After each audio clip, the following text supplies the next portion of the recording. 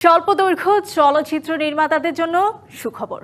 দেশে প্রথমবারের মতো আনুষ্ঠানিকভাবে যাত্রা শুরু করেছে স্বল্পদৈর্ঘ্য চলচ্চিত্র প্রদর্শনের প্ল্যাটফর্ম হোম থিয়েটার। ছুটির দিন শুক্রবার সন্ধ্যায় রাজধানীর আগারগাঁও ফিল্ম আর্কাইভ মিলনায়তনে হয়েছে হোম থিয়েটারের শুভ উদ্বোধন। যাত্রা শুরুর দিন নতুন এই প্ল্যাটফর্মটিকে শুভেচ্ছা জানাতে উপস্থিত হয়েছিলেন টিভি ও চলচ্চিত্র অঙ্গনের জনপ্রিয় সব শিল্পী এবং নির্মাতারা। আয়োজনে জানানো হয়, হোম থিয়েটার সামনের দিনগুলোতেও দর্শকদের যেমন উপহার দেবে মানসম্মত স্বল্প দৈর্ঘ্য চলচ্চিত্র, তেমনই তাদের জন্য থাকবে শিক্ষামূলক মিউজিক্যাল ফিল্ম ও ডকু ফিল্ম। একই সাথে নির্মাতাদেরও কাজের ক্ষেত্রে স্বাধীনতা দিবে প্রতিষ্ঠানটি। তোমাকে তো দারুণ লাগে। ও কেন ধর্ষিত হলো? ও কেন ধর্ষিত হলো?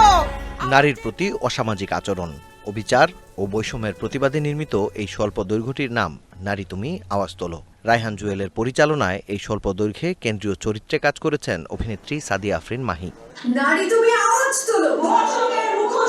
শুক্রবার রাজধানীর আগারগাঁয়ে অবস্থিত বাংলাদেশ ফিল্ম আর্কাইভ মিলনায়তনে এই শর্ট ফিল্ম ও একটি শিক্ষামূলক গানের মাধ্যমে আত্মপ্রকাশ করেছে দেশের প্রথম স্বল্পদৈর্ঘ্য চলচ্চিত্র প্রচারের প্ল্যাটফর্ম হোম থিয়েটার। নতুন এই প্ল্যাটফর্মের যাত্রা শুরুর আয়োজনে তাই শুভকামনা জানাতে এসেছিলেন দেশের গুণী সব শিল্পী নির্মাতারা।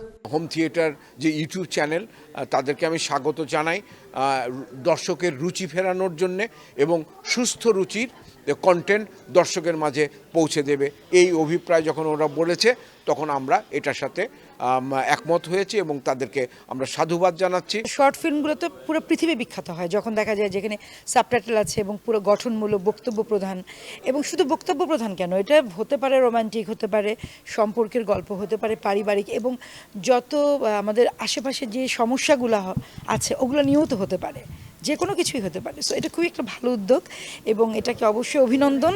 আমারও ইচ্ছা হচ্ছে, আমারও আগ্রহ জাগছে যে আমি যে কাজগুলো নিয়মিত করি সেইটার পাশাপাশি এই শর্ট ফিল্মে যেন আমি নিজেকে ওতপ্রোতভাবে ইনভলভ করতে পারি। সো কেন জানি মনে হচ্ছে যে আজকে রাত থেকেই হয়তো বা আমি শর্ট ফিল্ম নিয়ে চিন্তা করা শুরু করব এবং কিছু কন্টেন্ট রেডি করার চেষ্টা করব এবং জুয়েলকে অ্যাপ্রোচ করব যে আমি তোমার হোম থিয়েটারের জন্য কাজ করতে চাই। নতুন এই প্ল্যাটফর্ম নিয়ে বেশ আশাবাদী এর কর্মকর্তারা। তাদের মতে মানসম্মত কাজ দর্শকদের উপহার দেওয়ার পাশাপাশি ভালো সাড়া পেলে ভবিষ্যতে ওটিটি হিসেবেও আসতে পারে হোম থিয়েটার। এখানে অস্থির কন্টেন্ট দিয়ে আমরা ভিউয়ের পিছনে ঘুরবো না। আমরা দর্শককে যদি তাদের পছন্দের কন্টেন্টগুলো দিতে পারি, আমি বিশ্বাস করি একটা সময় মানুষের পছন্দের জায়গা থেকে আমাদের কন্টেন্টগুলো ভিউ হবে বা ফিল্মগুলো ভিউ হবে। সো এইটা আমরা আপাতত ফেসবুক এবং ইউটিউব একটা প্ল্যাটফর্ম লঞ্চ করলাম। যদি দর্শকের সাড়া পাই, এটা আস্তে আস্তে আমরা ওটিটি প্ল্যাটফর্মে কনভার্সনে চলে যাব। আয়োজনে জানানো হয়, নির্মাতাদের সকল রকমের স্বাধীনতা দেওয়ার পাশাপাশি সব বয়সী ও সকল শ্রেণীর মানুষদের জন্যই কন্টেন্ট থাকবে হোম থিয়েটারে। মাকসুদুল হক ইমু, ডিবিসি নিউজ।